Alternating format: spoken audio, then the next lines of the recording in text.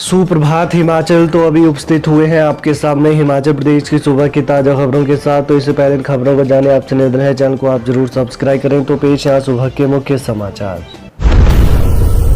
NEET JEE पास करने वाले विद्यार्थियों का होगा सम्मान, शिमला बुलाए जाएंगे मेधावी। नीट और जेईई की परीक्षा पास करने वाले प्रदेश के सरकारी स्कूलों के विद्यार्थियों के सम्मान में अभिनंदन समारोह होगा। जुलाई के अंतिम हफ्ते में मेधावी विद्यार्थियों और उनके अभिभावक शिमला में बुलाए जाएंगे। सरकारी स्कूलों के विद्यार्थियों को प्रतियोगी परीक्षाओं के प्रति प्रोत्साहित करने के लिए शिक्षा विभाग यह नई पहल करने जा रहा है। मेधावियों को मुख्यमंत्री सुखविंदर सिंह सुक्खू और शिक्षा मंत्री रोहित ठाकुर सम्मानित करेंगे। राशन कार्ड लिंक करने में बिलासपुर अव्वल, दूसरे स्थान पर रहा सोलन, तीसरे पर हमीरपुर, चौथे पायदान पर रहा ऊना। डिजिटल राशन कार्ड के लाभार्थियों को आधार कार्ड से जोड़ने का 100% लक्ष्य हासिल करने वाला बिलासपुर पूरे हिमाचल प्रदेश में पहला जिला बन गया है। जिले के कुल 4,30,918 लाभार्थियों को आधार से लिंक किया गया है। यह लक्ष्य 15 जून को प्राप्त कर लिया गया है। भविष्य में नए राशन कार्ड बनाए जाने के लिए आधार की अनिवार्यता सुनिश्चित की गई है। प्रदेश में बिलासपुर के बाद सोलन दूसरे, हमीरपुर तीसरे और ऊना जिला चौथे पायदान पर है। बिलासपुर के जिला उपायुक्त आबेद हुसैन सादिक ने यह खबर की पुष्टि की है। उन्होंने इस उपलब्धि के लिए खाद्य नागरिक आपूर्ति एवं उपभोक्ता मामले विभाग के जिला नियंत्रक विजेंद्र पठानिया व अन्य अधिकारी व कर्मचारी को बधाई दी है। रॉ मटेरियल सप्लायर गिरफ्तार, ट्राइजल फॉर्मुलेशन से पकड़ी थी 1 करोड़ की नकली दवाएं।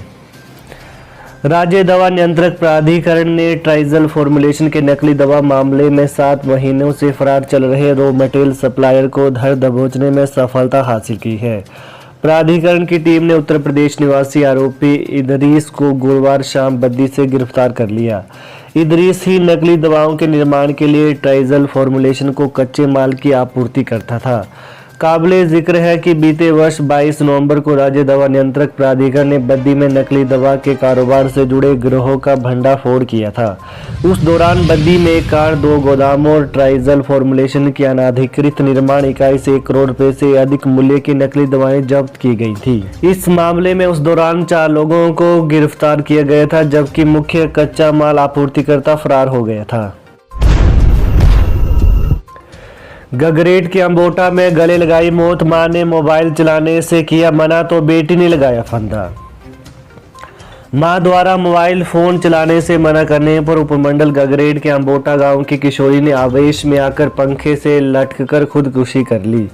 मां यही सोचती रही कि बेटी कमरे में पड़ रही है, लेकिन रात करीब 8:30 बजे जब मां ने बेटी को खाना खाने के लिए आवाज लगाई तो कोई जवाब न आने पर जब किशोरी के कमरे का दरवाजा तोड़ा गया तो उसका शव पंखे से झूल रहा था।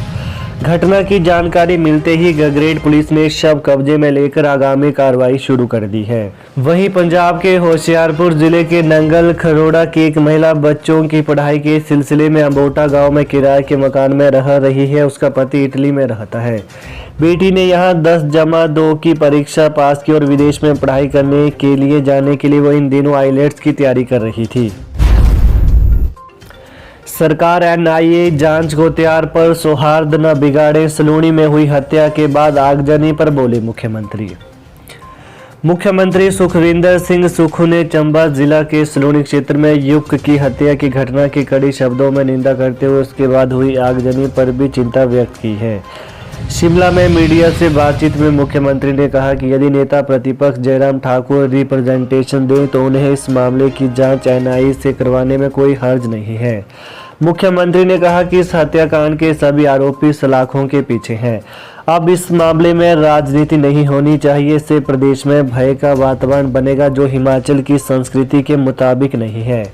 उन्होंने कहा कि सभी समुदायों की सुरक्षा की जिम्मेदारी उनकी सरकार की है। यदि किसी को कोई नाराजगी या आपत्ति है तो सरकार से बात करें।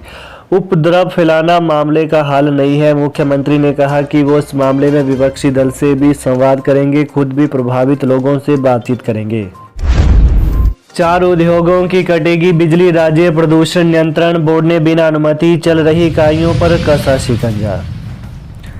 राज्य प्रदूषण नियंत्रण बोर्ड ने औद्योगिक क्षेत्र बद्दी में बिना वैध अनुमति के चल रहे 4 बेलगाम उद्योगों की बिजली काटने के आदेश जारी किए हैं। बोर्ड की पड़ताल में सामने आया है कि उक्त उद्योगों ने उत्पादन शुरू करने से पूर्व बोर्ड से consent to establish CTE consent the operate CTO तक नहीं लिया था। इनमें pharma powder, coating, sheet metal fabrication और सिलेंडर उत्पादन करने वाली इकाइयां शामिल हैं। बोर्ड ने साथ ही 2 टूक निर्देश दिए हैं कि उक्त उद्योगपति डीजी सेट या ऊर्जा के किसी अन्य स्रोत पर भी अपने उद्योग को संचालित नहीं कर पाएंगे। 10वीं-12वीं कक्षा में 25% से कम परिणाम देने वाले शिक्षकों पर होगी कार्रवाई। स्कूल शिक्षा बोर्ड की 10वीं और 12वीं कक्षा की परीक्षाओं में 25% से कम परिणाम देने वाले शिक्षकों पर कार्रवाई की जाएगी। उच्च शिक्षा निदेशालय ने स्कूल शिक्षा बोर्ड से परीक्षा परिणाम की स्कूल आधार पर जानकारी मांगी है। 80 से 100% तक परिणाम देने वाले स्कूलों के शिक्षकों को सम्मानित किया जाएगा। सीएम सुक्खू बोले, नई पर्यटन नीति बनाएगी सरकार, अनछुए पर्यटन स्थल होंगे विकसित।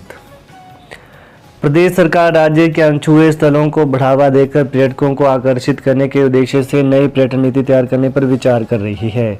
मुख्यमंत्री सुखविंदर सिंह सुक्खू ने यह बात पिछले कल पर्यटन विभाग की विभिन्न परियोजनाओं की समीक्षा बैठक की अध्यक्षता करते हुए कही। उन्होंने कहा कि राज्य सरकार हिमाचल प्रदेश में आगामी 5 वर्षों में पर्यटकों की संख्या को 3 करोड़ से बढ़ाकर 5 करोड़ करके दृष्टिगत कार्य कर रही है। उन्होंने कहा कि प्रकृति ने प्रदेश को अपार सौंदर्य से नवाजा है तथा इस संपदा का दोहन कर अधिक से अधिक पर्यटकों को प्रदेश की ओर आकर्षित करने की आवश्यकता है। सुक्खू ने कहा कि मई 2023 तक हिमाचल में करीब 72 लाख पर्यटकों ने भ्रमण किया है। उन्होंने पर्यटकों की संख्या का सटीक आंकड़ा पता लगाने तथा पर्यटन अधोसंरचना में सुधार करने के लिए पर्यटन विभाग को डाटा संकलन की प्रणाली तैयार करने के निर्देश दिए। राशन डिपुओं में अब हिमाचली खेतों का अनाज। सिविल सप्लाई कॉर्पोरेशन ने 813 किसानों से खरीदी 2868 मीट्रिक टन गेहूं। प्रदेश के किसानों को अब अपनी ही गेहूं का आटा डिपो में खाने को मिलेगा। सिविल सप्लाई कॉर्पोरेशन गेहूं खरीद केंद्रों में खरीदी गई गेहूं को संबंधित जिला की सिविल सप्लाई मिलों को वितरित करेगा ताकि डिपों के माध्यम से उपभोक्ताओं को आटा मुहैया करवाया जा सके। प्रदेश सरकार ने सिविल सप्लाई कॉर्पोरेशन के माध्यम से प्रदेश के किसानों से इस बार गेहूं खरीद की है, जिसे अब डिपों के माध्यम से उपभोक्ताओं को वितरित किया जाएगा। सिविल सप्लाई कॉर्पोरेशन ने प्रदेश की 8 अनाज मंडियों में 813 किसानों से 2868 मीट्रिक टन गेहूं की खरीद की है। 22 प्रिंसिपलों और हेडमास्टरों के खिलाफ होगी कार्रवाई। ट्रेनिंग प्रोग्राम में नहीं हुए शामिल। प्रदेश के सरकारी स्कूलों में कार्यरत 22 प्रिंसिपलों और हेडमास्टरों के खिलाफ अनुशासनात्मक कार्रवाई की जाएगी। धर्मशाला में 6 दिवसीय in service teacher training programme में चयन के बाद भी यह शामिल नहीं हुए। उच्च शिक्षा निदेशालय ने इस पर कड़ा संज्ञान लेते हुए शिक्षकों को नोटिस देकर जवाब तलबी की है। संतोषजनक जवाब नहीं देने पर इनकी वार्षिक वेतन वृद्धि रोकी जा सकती है। तो ये है आज सुबह के मुख्य समाचार। तो प्रदेश की ताज़ा खबरों को पाने के लिए चैनल को आप जरूर सब्सक्राइब करें। धन्यवाद। जय हिंद, जय हिमाचल।